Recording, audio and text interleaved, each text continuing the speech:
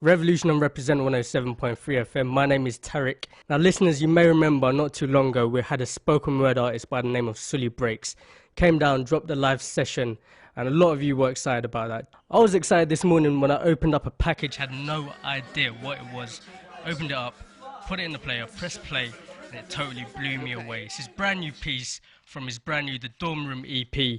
I'm gonna have to let spoken word do what it does best and let it speak for itself. Brand new Sully Breaks.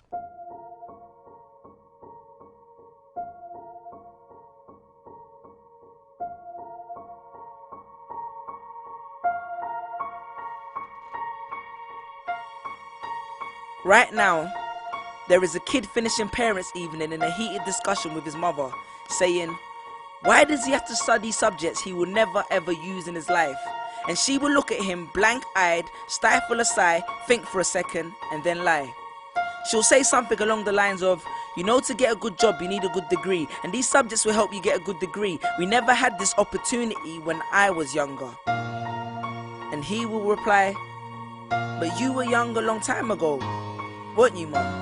And she won't respond, although what he implies makes perfect sense, that society's needs would have changed since she was 16. But she will ignore him, grip his hand more sternly, then drag him to the car.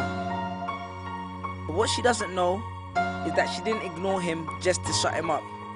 She didn't lie because they were just returning from parents' evening and an argument in the hallway would look bad on her resume. She won't lie because she's just spent the last 1 hour convincing a stern-faced teacher that she will ensure that her child studies more at home. No, she will lie simply because she does not know any better herself. Although her whole adult life she has never used or applied Pythagoras' theorem, pathetic fallacy, and still does not know the value of x, she will rely on society to tell her that her child, who has one of the sharpest minds in the school, is hyperactive, unfocused, easily distracted, and wayward. Students, how many equations, subjects, and dates did you memorize just before an exam never to use again? How many A grades did you get which were never asked for when you applied for a job? How many times have you remembered something 5 minutes just after the teacher said stop writing, only to receive your results 1 month later to realize that you were only 1 mark short of the top grade? Does that mean remembering 5 minutes earlier would have made you more qualified for a particular job? Well, on the application form it would have. We all have different abilities, thought processes, experiences and genes. So why is a class full of individuals tested by the same means? So does that mean Sherelle thinks she's dumb because she couldn't do a couple of sums? And if this issue is not addressed properly, it then becomes a self-fulfilling prophecy.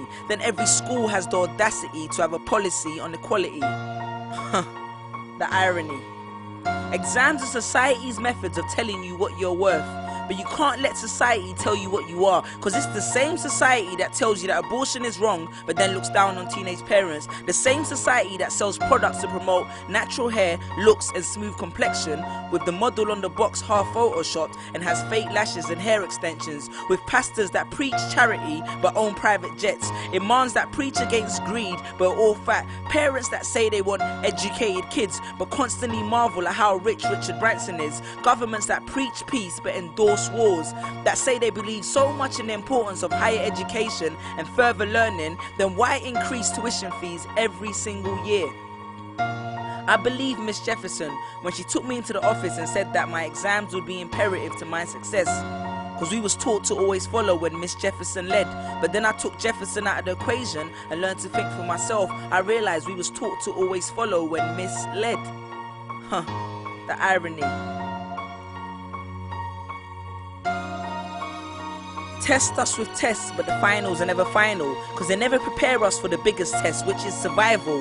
And what I suggest is fairly outlandish, so I do not expect everyone to understand this, except for the kids who knows what it feels like to be worth no more than that D or that A that you get on results day, and the ones whose best stories were never good enough for the English teacher, because apparently you missed out key literal techniques, did not follow the class plan, and the language was too informal for him to understand. But then he'd reference Hamlet and Macbeth, and you'd fight the urge to express your contempt by partially clenching your fist with only your medius finger left protruding in the middle of your hand, and then asks if he was aware that Shakespeare was known as the innovator of slang, or the kid at the back of the class who thinks, why am I studying something that doesn't fuel my drive? But then when confronted with a maths problem, his eyes come alive. So this one is for my generation, the ones who found what they were looking for on Google, the ones who followed their dreams on Twitter, pictured their future on Instagram, accepted destiny on Facebook. This one's for my failures and my dropouts, for my unemployed graduates, my shop assistants, cleaners and cashiers with bigger dreams, my self-employed